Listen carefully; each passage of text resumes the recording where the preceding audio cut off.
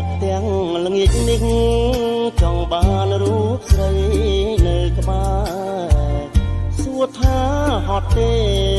ស្និទ្ធស្នេហ៍ប្រឡំប្រឡាយដោះអាវជូតញើសមិនអោយទៅចិត្តចំបាយថាផ្ពាល់ហើយប្រឡាយលេងនាំឲ្យពេញលងលក់កាយភ្លឺនឿយកាយនឿយចិត្ត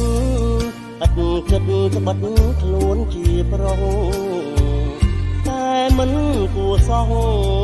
ជីវិតខ្ញុំគ្មានលំនៅចង់ស្ដាប់ពាក្យផ្អែម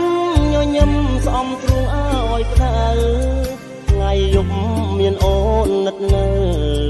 ដួងចិត្តបានស្បើយទុកខាហំបាកទូរទស្សន៍មើលការប្រគំដនត្រីតែគ្មានន័យអ្វីឮសតែពាក្យឃោសនាចិត្តរត់ខ្វល់ខ្វាយគ្មានអ្វីជួយស្រាយបញ្ហា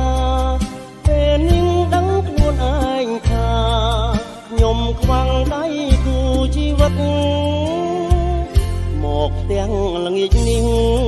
ដួងចិត្តស្ថិតជាស្រមោលអណ្ដែតតែកោរសាត់កាត់ភពងងឹតតើមានន័យអ្វី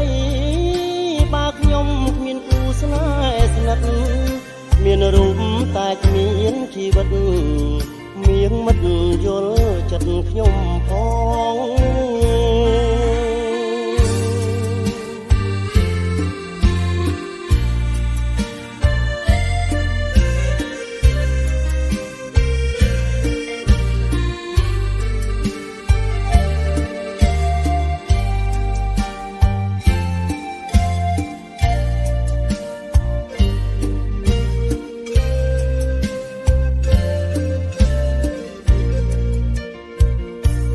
ទាំងល្ងាចនេះដួងចិត្តស្ថិតជាស្រមោលអណ្ដែតតាកោលប្រសាទកាត់ភពងងឹតតើមានន័យអ្វី